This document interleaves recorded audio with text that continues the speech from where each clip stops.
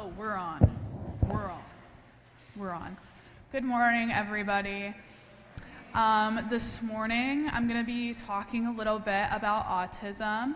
My presentation is called Wonderfully Made. We're just raising awareness, kind of explaining more about it.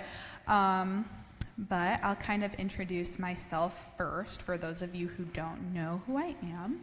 I'm supposed to be connected, and it says I am, but it's not switching.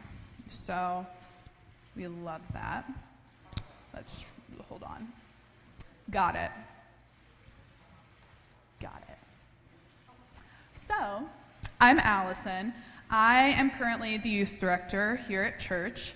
Part-time, obviously. My full-time job, I'm an adoption worker for Stark County. So these are two of my favorite kiddos. I love all my kids that I have, but two of my favorites that just got adopted. I think it was 2 weeks ago. So I love what I do. Before I was an adoption worker, it's obviously not where I thought I was going to end up. I graduated from the University of Mount Union with my degree in psychology. And for those of you who want to get your psychology degree or who already have it, you probably know there's not much you can do with it unless you get a master's, unless you want to be in social work. So if you love social work, great. If you are okay with getting your master's, then that's great too. But if you don't, I wouldn't get your psychology degree. Just warning. So upon graduation, actually it was the month before I graduated, I was interning at North Canton Primary School with their school psychologist, because that was originally what I had planned to do. And the principal is still Josh Runner, who comes to church here, and him and the school psychologist were joking, and they're like, do you want to imagine if you worked here as a behavior aide? And I was like, I would totally do that. And they were like, what? I was like, yeah, it would work. So I worked from November 25 to November 24. Oh my gosh, that's so long ago. To May of 25 as a behavior aide, working with all of our amazing friends, some of them with autism, some of them who just don't have great home lives. And then that's when I kind of realized a lot of the problems or behaviors that kiddos have start at home. So that's how I went back into social work. And originally I was working with, thank you, Mom. My minor is, I also minored in autism studies, so that's why as well. Originally I was working with families, but now I just work with my kids, helping them get adopted. So these are just some fun facts, as we like to call them, about autism. So 1 in 31 children in the United States is identified to have autism or to be on the spectrum. Approximately 2.2% of U.S. adults, which is about 5 million people, are currently living with autism. So, and boys are more than 3 times as likely to be identified with autism as girls, but also autism is a little harder to be detected in girls because they show different signs. So it's kind of more difficult. Most children can begin showing signs of autism before age 2, but many aren't diagnosed until around age 4 or later, which I don't know if anybody in here has had to try and get a diagnostic assessment for, yes, Amy, of course, Amy, for a child with autism. But you're on a wait list for a really long time. So, Akron Children's, I think, is over a year out right now to try and get that done. So that's also part of the problem. There's not enough resources. So it was 1 in 150 children in 2000, but now it's 1 in 31, which could also be because we have the resources to be able to diagnose more kiddos. So this is just some signs.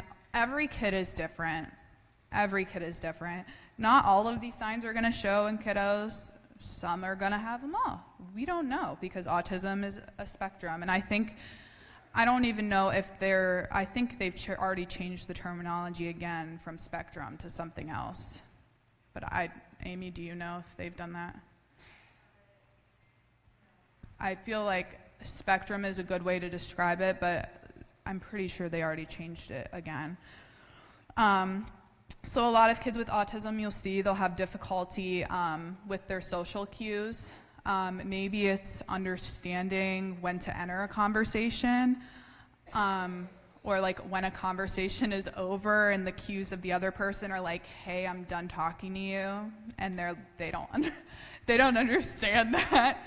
That goes along with communication difficulties. Some of the kiddos with autism, they're nonverbal, and they can't communicate.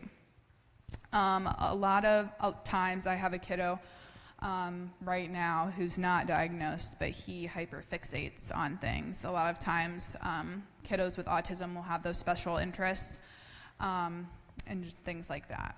So I'm going to stop here really quickly because I am not here to, and none of us are, unless you are qualified, then don't listen to me, to diagnose anybody you see or any kiddo with autism. If you think maybe you know somebody that has these things, I mean, that's great, but it's also not our place to go around diagnosing people. This is just for better awareness and to kind of understand better what's going on when maybe we see somebody that's doing something we might not understand or are familiar with. So just what I was talking about, why can autism be hard to understand? Because it's often invisible. You're not seeing it.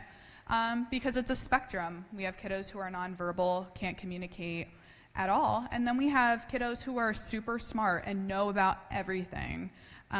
Do any of you have any people who are diagnosed? Amy, I know you. In your families that you know? Yeah? Yeah, so we have a couple in here.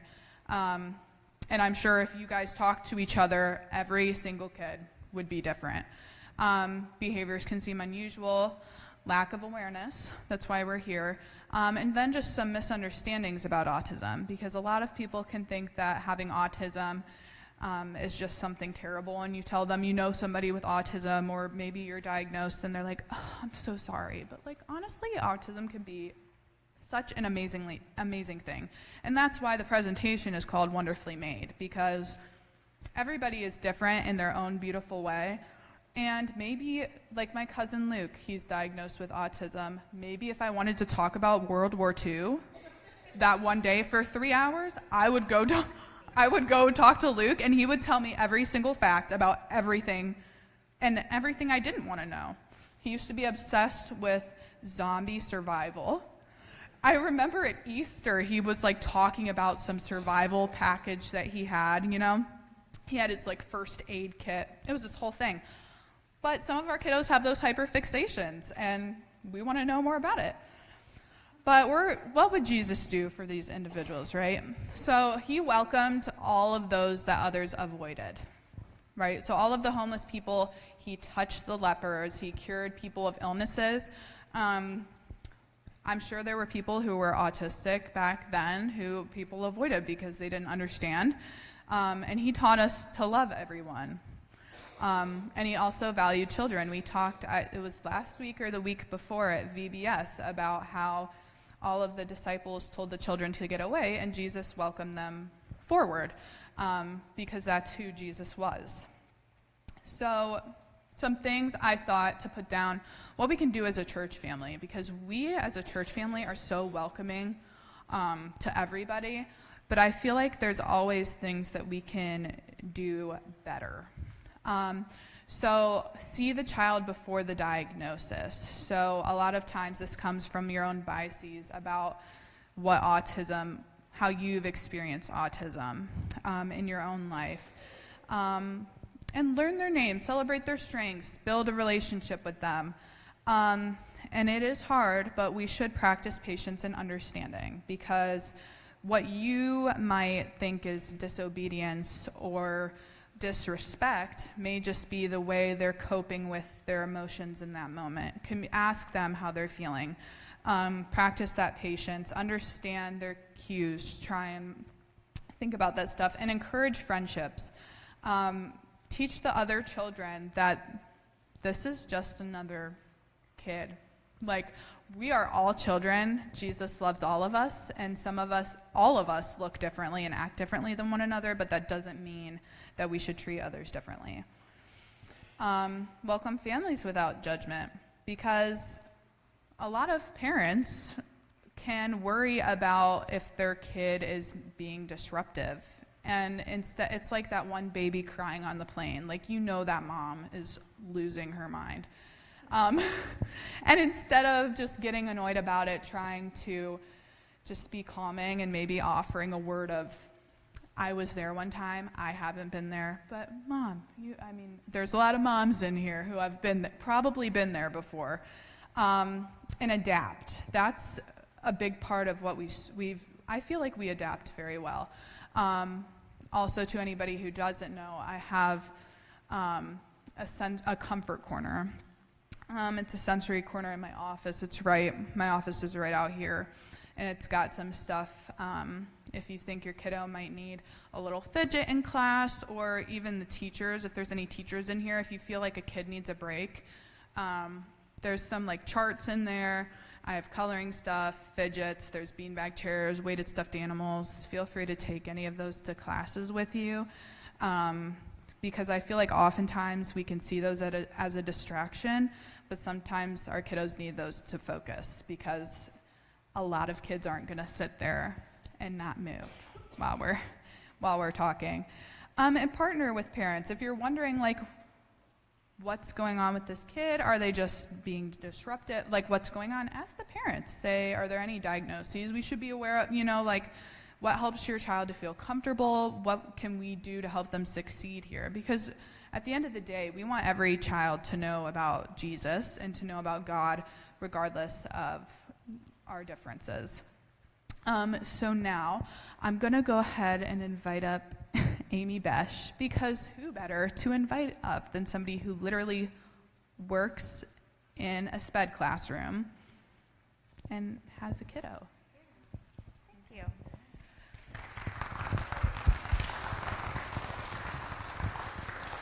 I am Amy Besch. I am a K-5 inclusion self-contained classroom teacher.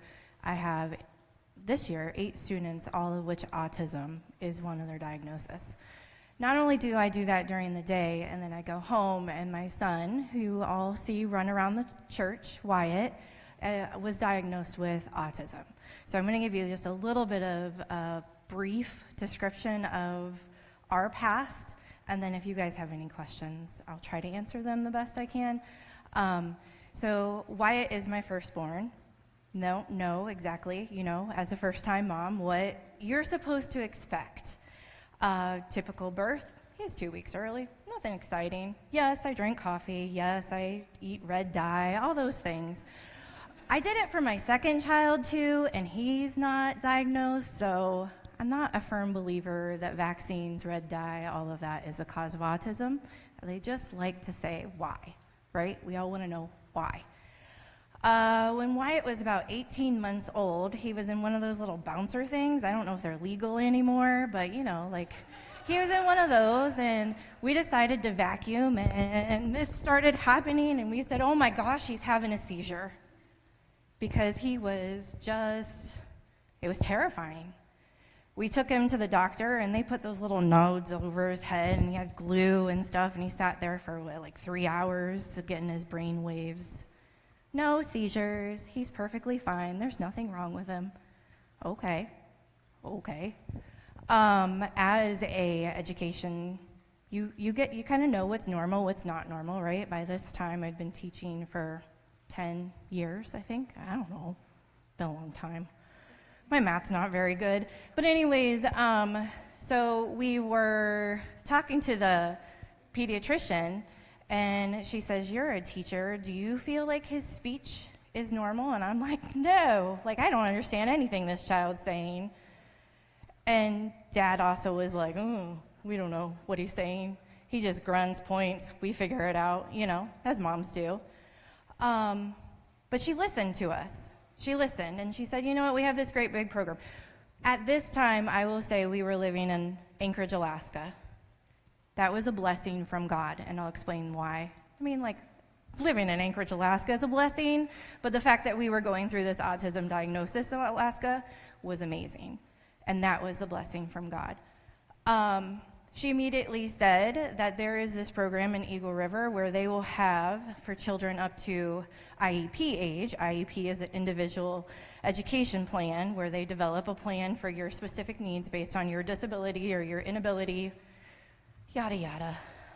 I can get into all that legal jumbo, and I don't want to.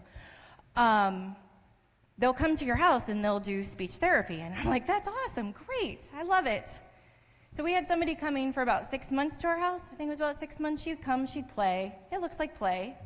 Doesn't look like they're working. They're not saying, No, they're playing and talking. At the end of 6 months, she said to me, do you think he's okay, like making improvements? And I said, no. And she goes, do you think he might have autism? Oh, crap. Sorry, Lord. Oh, crap. That was the thought that I had. You know what? You might be right. 2.5, we went to his pediatrician, and I said, we've been doing this speech therapy. It's not coming anywhere. We just still don't understand what he's saying. He's bouncing off the walls. He's a holy terror. I don't know what to do. I have my master's degree. I really don't know what to do. She goes, what do you think about autism? Oh, not again. Not that word, right? There's nothing wrong with autism. Nothing wrong. But she said it, and I said, okay, let's face it. She goes, I got this thing. There's this person that just came up from Texas. She is early childhood developmental pediatrician. She's looking for kids just like Wyatt, and she has openings right now. Okay, sign us up. Because like she said, there are kids that are in my class, inclusive classroom, who are still not diagnosed because there is a 2-year wait for kids to get diagnosed with autism. So if you're at 2.5 when the pediatrician says, do you think this is the case? And parent says, yes, you now have to wait for 2 to 3 years to get the diagnosis. Why does that matter? Because early childhood intervention matters.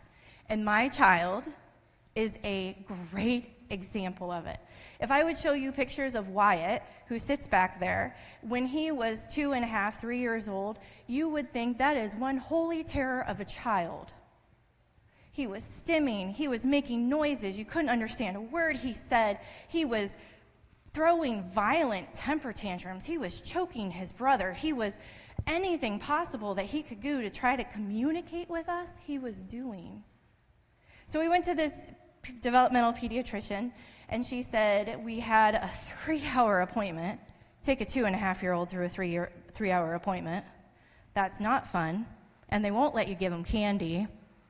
None of that stuff to try to calm them down. 2.5 hours later, she says, we'll see you in 2-3 weeks, because they called in speech, they called in PT, they called in OT, they called speech, physical therapy, occupational therapy, and the developmental pediatrician. So there's 4 people trying to work with my 3-year-old who's looking at me like, get me out of here, and is literally trying to escape. So we're blocking the door. Oh, if only there was a video of that.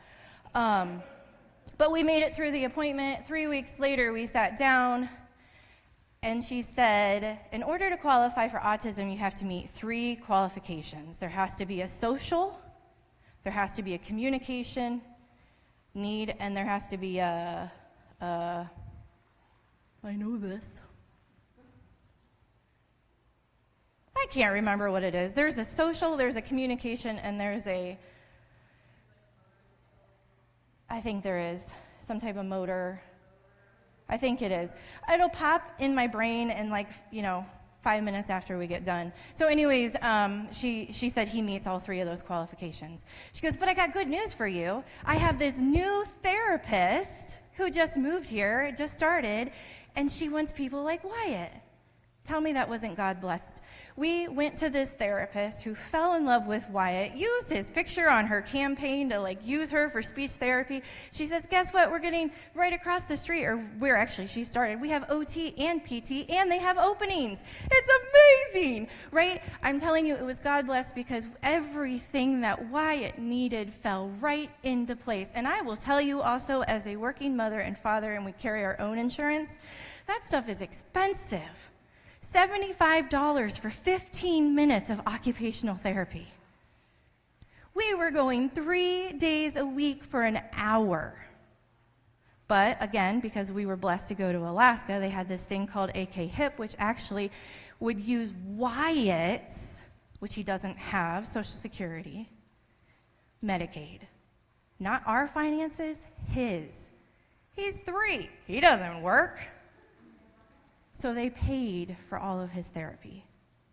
And then because we were using our own insurance, Alaska actually paid us to pay for our premiums. And then we were able to use that money to buy him things that he needed. So basically for the first, we did that until there was a lot of appointments, till we moved here. And then when we moved here, it was radio silence. My child, Wyatt, did not start speaking until about 4.5. There are still times that he speaks so fast that his speech therapist now says, slow down. And he goes, and then he'll do it again. My experience with students and my own child is when you are telling them something, like, we are going to go to church, and then after church, we are going to go to get groceries, and then after groceries, we're going to go home. If it doesn't follow that exact pattern, they will collapse. So sometimes when we come in for church in the morning and Wyatt is back there crying or hiding behind a wall because Val didn't put out the right snacks, that sounds simple, right? Okay, I'm sure, George, when you go to get your cookie, if it's not a chocolate chip cookie, you'll pick something else, right? Well, if there's not cupcakes out there, Val, you've just ruined our entire day. I wish I was joking. And there was a day, what was it? I think we were supposed to have there was something going on right after church, and Val had everything laid out beautifully, and it was wonderful. It was ice cream. Who doesn't like ice cream? Well, when he got here, there were no cookies out. There were only the ice cream makings, and he got mad, and he ended up behind the wall, and he stayed behind that wall for about an hour until I finally was able to drag him out and put him into the calming center. If we did not have that calming center in the church, I don't know what we would do. There's been Sundays where the child is screaming back there, and I might pop off the stage to go find out what's going on, and I've tried everything, okay? I get it. There's been times that Brandon has to leave and take him home because he just can't get it together. But then there's times where he'll sit back there and he'll praise the Lord. There are times that he will sit there and he will say the Lord's Prayer. There are times that we will be randomly talking and he'll say, "Isn't God good?" There is nothing wrong with my child. He sees things differently. He hears things differently. Imagine, like sometimes when Dave decides that guitar is a little not loud enough and it's really loud and it starts screeching. Maybe not the guitar, maybe his microphone, And you're just like, sometimes church is like that for Wyatt. Nancy plays a beautiful organ. We can't come and listen to it. It's too loud. It's too much. His ears are covered. We go to a public gas station. Be prepared for him to wipe his hands on your pants because he cannot stand the air dryer. It's too loud. Or you might see his little brother cover his ears for him as he's trying to dry his hands. But he knows the Lord. He loves the Lord. And he just wants to be a cool kid who belongs. So as a church family, how do we do that? Please don't stare. When somebody's having a fit or a temper, please don't stare. As a mom, if you came up to me and said, "Hey, are you okay?" I'm probably going to look at you and say, "No, I'm not okay." I will be. Brandon grieved when we were told your child is not typical. We grieved having a typical child. We still watch our child hover outside. If you ever watch him when he's playing with other kids, he will hover around the outside until he feels brave enough to come up and say, he might not even say anything. He may just tell you, I'm playing, and start playing. So if you see that, maybe ask him, hey, Wyatt, come on. Or, I don't know, hey, Bobby, come on. Why don't you come? Help lead them. Help get them into it. It might be like, hey, I got this new thing. You want to come see it? It might be taking out an electronic, be like, hey, take a look at this. Let's sit down and watch it. Well, there's wait time. There's quiet time. You may see somebody having a moment in the back of the church. Hey, we got this quiet area. Let's go check it out. It's right across the hallway. Wyatt spends time in there. I don't know what he does. He just sits on the cushion. He doesn't want to be bothered. You poke your head in and you see him, hey, Wyatt, how's it going? He wants to be acknowledged by name, just like anybody. He wants to be loved, just like anybody. And he deserves that, right? He's a person. All right, I'm off my soapbox. Do you guys have any questions? Stimming. So... stimming can take so many different forms. What stimming is basically a child with autism could, not because they're all different, they need to release things or they become overstimulated, so they stim. It may look like this. It may look like this. Wyatt will go, I can't even do it. He's like, it's weird. I mean, it is. Like, you hear him making this noise. It's because he's excited. He especially does it when he's excited. One of the things that makes me really sad, though, is that our students who have autism, our children who have autism, our adults who have autism have been trained that they have to comply with society. So Wyatt will sit in the classroom all day long, and then he comes home, and this child literally runs from one end of the house to the other and back and forth, making that guttural sound. And I have this picture of our wedding day that starts nice and straight, and by the time he's done, it's crooked on the wall. I think I might need to command strip it to the wall because it just tilts. Because he's trying to get rid of all that pent-up sensory stuff. But kids in my classroom, one I have bangs his heads on things. It terrifies me, but he hits his head. That's how he gets it out. Other ones that have voice, echolalia is another thing where you may say hello, and then they'll echo it back, hello. You may say, how are you, and they'll say, how are you? Because they don't have the speech ability to be able to communicate, so they're just repeating what you say. There's other kids who you may say, how was your day last night? And they say, cars are great.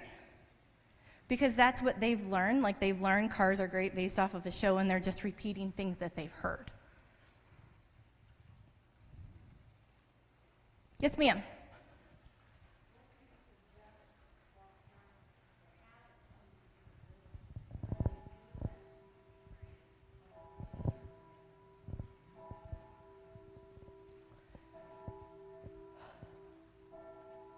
The question was, what do you do when you have a child that you think may have autism and you're waiting to get to the doctor? Why not treat it as if it's autism? You may not have an official diagnosis, but there's things that you can do for your child. Prepping them. First, we're going to do this, then we're going to do this. That is so much of our life. First this, then this. Communicating. When you're doing something, water bottle, say it, water bottle. Or they're like, blah, blah, blah, blah, blah. Are you saying water bottle? So you can't understand what they're saying, but you have an idea, then you say it correctly back to them. You want to go to the bathroom? Let's go. Speaking of the bathroom, did you know that not everybody knows, or maybe it's just my child, that you're supposed to lock individual stalls? He's like, it's a public restroom. I thought anybody could walk in. I'm like, oh, let's close the door, buddy. He'd probably be mad at me for saying that one. Probably, yeah. Because he's not cool anymore. Any other questions? Does that answer it? And then also talk to your teacher, not teacher, your doctor. Do not be afraid to talk to your doctor. Yes? How hard, so you say, obviously you guys went through the speech therapy Mm-hmm. How hard is it, because obviously we've all heard, how hard is it still to understand? Do you have to interpret a lot of the time what he's saying? So Or just in general? it depends on if you're a native listener or a non-native listener. Meaning, do you hear this child speak all the time versus not hearing them speak all the time? Since I hear him speak all the time, I understand a lot of what he's saying. There are times that he will say things I have no idea what he just said, and I will look at him and say, I don't know what you just said. And he'll either try to find another way to say it, because this is what he's learned from 10 years of therapy. Well, I guess it's only 9, but anyways. He'll either try it a different way, he'll say it slower, or we just move on because we have no idea what he's trying to say. But his brother will also tell us what he says because, again, he understands. But then when we go and listen or go to, like, Grandma's house, who lives in Texas and doesn't hear him very often, she doesn't always understand what he says. So then we have to. And that's okay. If you don't understand, you can always say, I'm sorry, I don't understand. They might get mad at you, but they'll eventually say it again.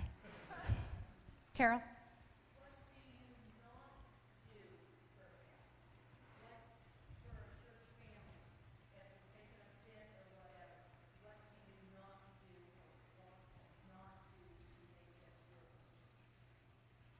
Look at him, talk to him. I'm not joking.